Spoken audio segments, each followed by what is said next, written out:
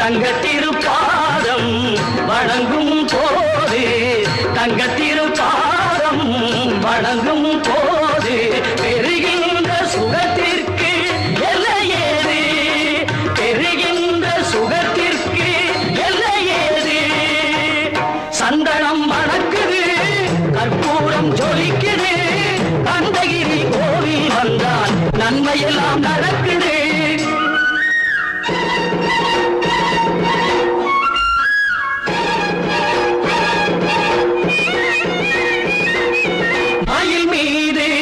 மன்னனை